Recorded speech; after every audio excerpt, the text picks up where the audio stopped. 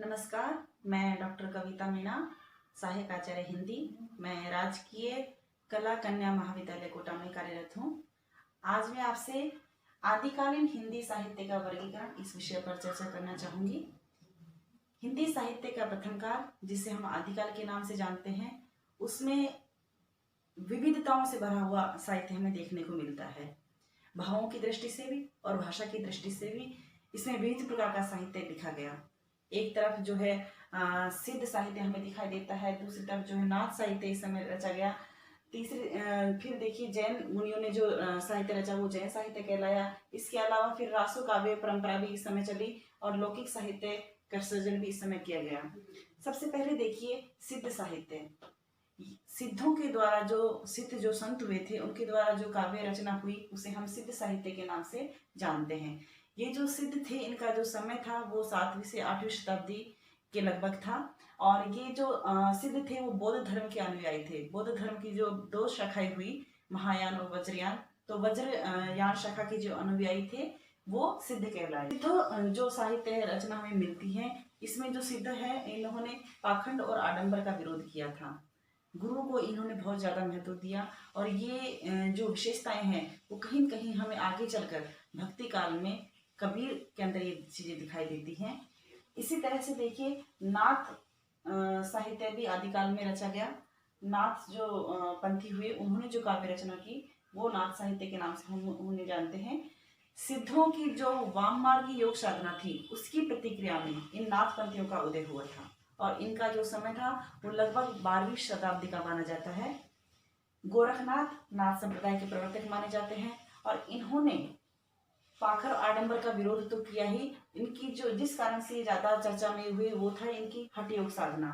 जो 6 चक्रों की जो साधना मानी गई है उसका उद्भव इन नाथ साहित्य में हमें देखने को मिलता है और यही जो 6 चक्रों वाली जो साधना है जिसको हम षट चक्र योग साधना के नाम से जानते हैं वो आगे चलकर भक्ति काल में कबीर ने उस योग साधना को अपनाया है। कबीर ने अपने काव्य में उस षट चक्र वाली कुंडलिनी जागरण का उल्लेख किया है।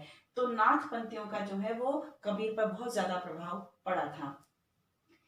इसके अलावा देखिए जैन मुनियों ने जैन धर्म का प्रचार प्रसार करने के लिए जो साहित्य रचना की वो जैन साहित्य के अंतर्गत आती है।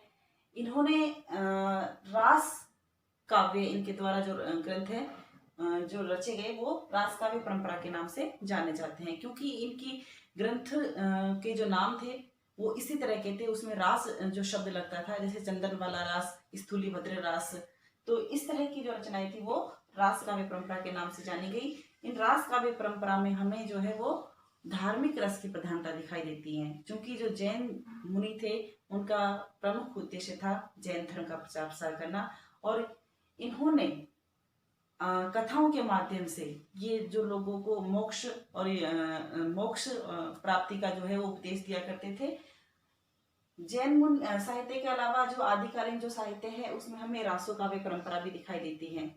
आदिकाल में जो दरबारी कवि हुए उन्होंने आश्रितदाताओं की प्रशंसा के लिए जो काव्य रचना की वो रासो काव्य परंपरा के रूप में जानी जाती है।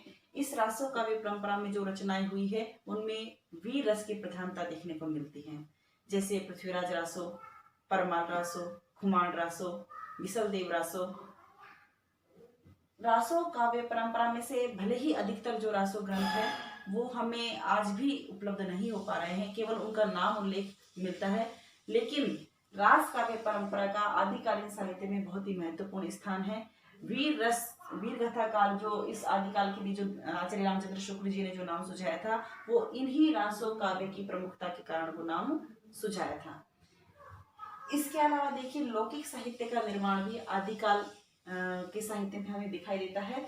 लौकिक भाषा में जो साहित्य रचा गया, जैसे कि ढोला मारुड़ा दुहा, एक प्रसिद्ध प्रेम कथा, उसको आधार बनाकर जो काव्य रचना कुशल लाभ जी ने की वो इस लौकिक साहित्य के अंतर्गत आती है।